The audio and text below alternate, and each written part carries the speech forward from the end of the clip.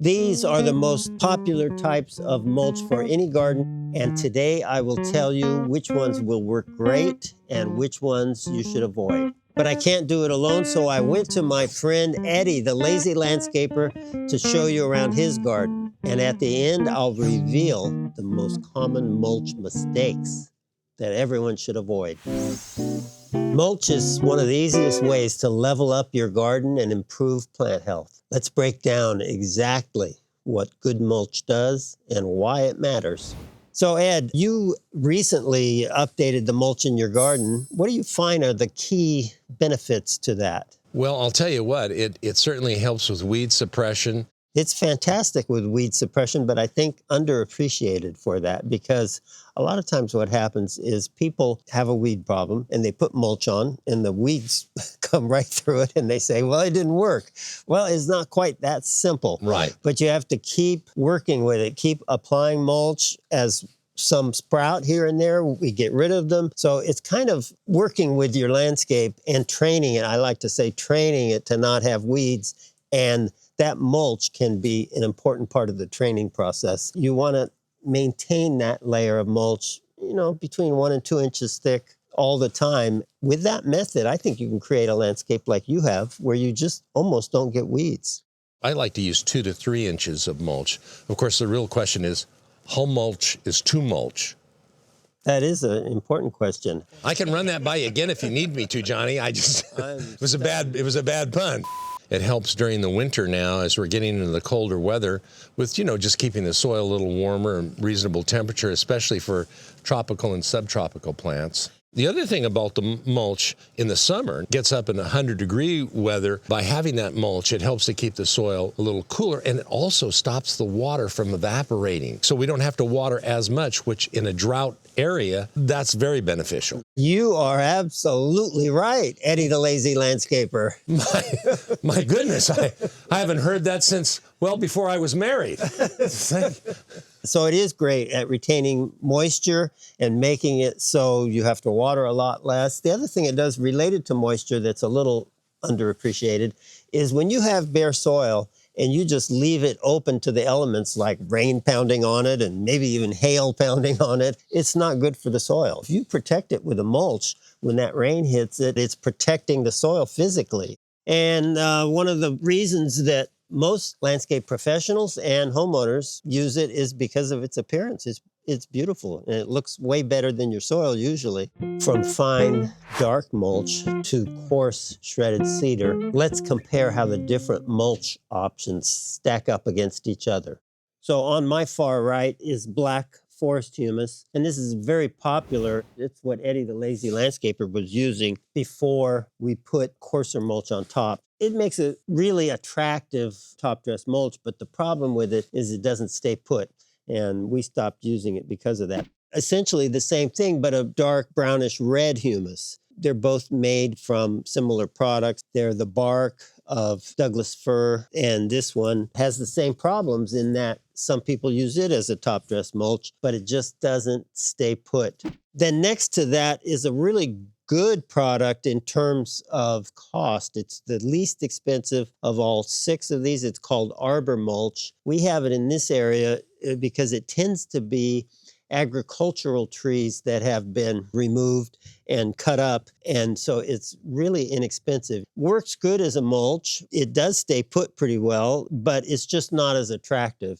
So right next to the arbor mulch is cedar mulch. Now, I order a special cedar mulch that is fine cedar mulch, and they get that by grinding it more than one time. You can get cedar mulch that's really coarse, even coarser than this one on the end. When you have this cedar mulch that's finely ground, it's really nice looking, and it has this kind of fibrous nature to it, and it knits together and stays put really well. After this arbor mulch, it's the second least expensive.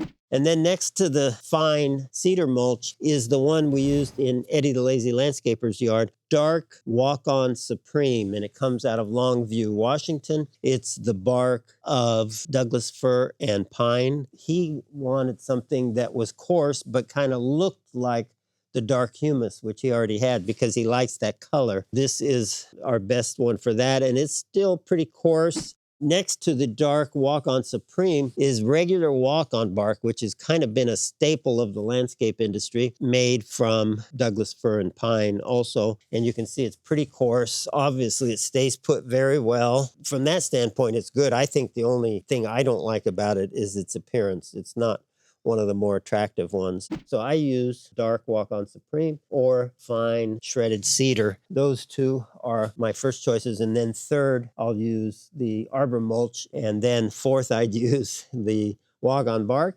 And then fifth and sixth, the very fine forest humus products, which are beautiful to look at, but transient in that they move around right off of your yard almost as soon as you put them on. Maybe you've heard that mulch can steal nutrients from your plants, but is that really true or just another garden myth? Let's dig into what's really happening in your soil when you use mulch. There's a lot of garden myths, and all you got to do is listen to your neighbors and you'll hear all kinds of garden myths. I think it's hit and myth.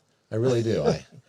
This current garden myth that I'd like to dispel today is that when you use mulch, it takes away from the nutrients for your plants. Although there is a little bit of truth to it, which is why I think it hangs around. This organic matter that we use as top dressing mulch starts to break down. It does need and use some nitrogen and microbes as part of the process. So some people say, well, it's taking nitrogen from the soil, nitrogen that your plants need. But the truth is that it's only using nitrogen on the very surface, and your plants have roots that are way deeper than the surface. It doesn't impact the nutrients in the soil where your roots are. If you're using good gardening techniques, you're probably replenishing nitrogen to some degree. If you're using our products, there is a little bit of organic nitrogen in it. There's not a problem at all when you use it as a top dress mulch, as a surface mulch. And by protecting the living organisms below, down where the roots are,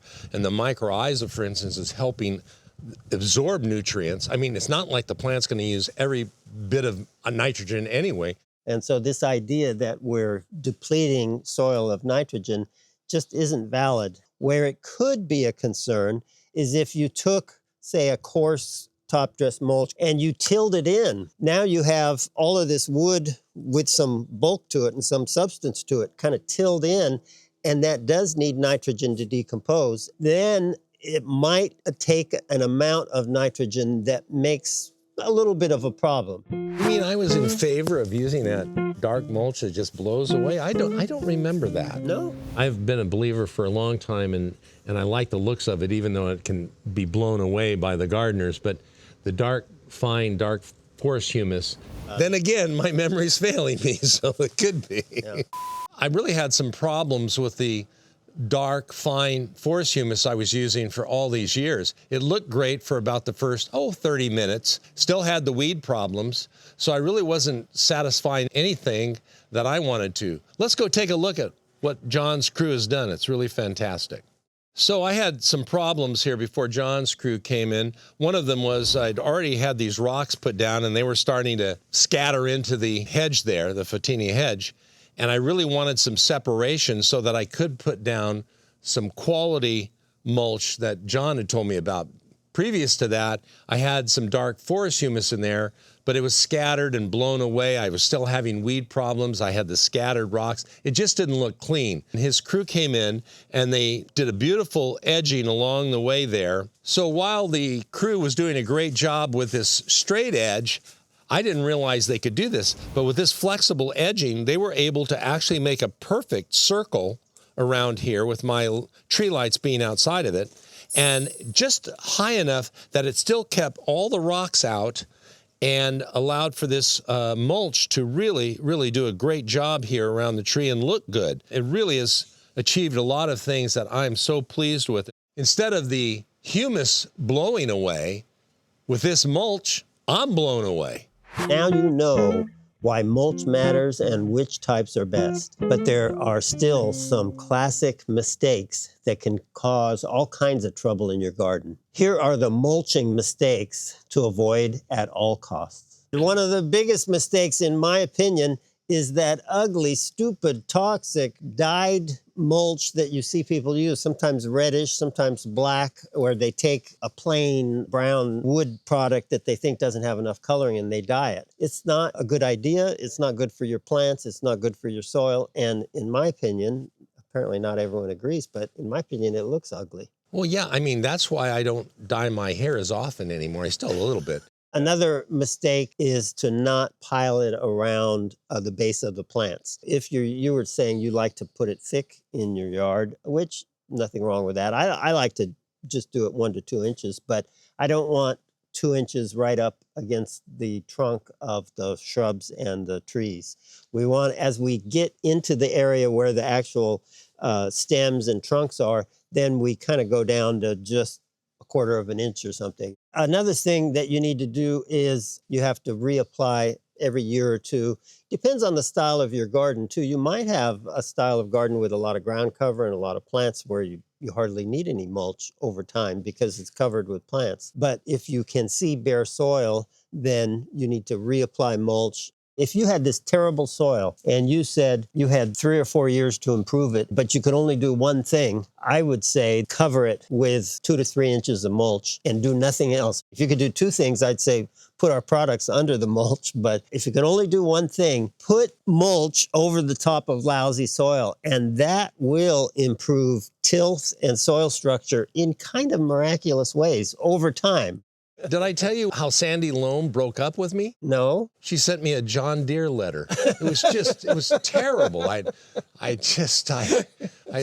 Mulch is just one piece of the puzzle. If you want your garden to thrive and not just survive, check out this video where we teach you the importance of healthy soil and how to infuse your soil with life the lazy way.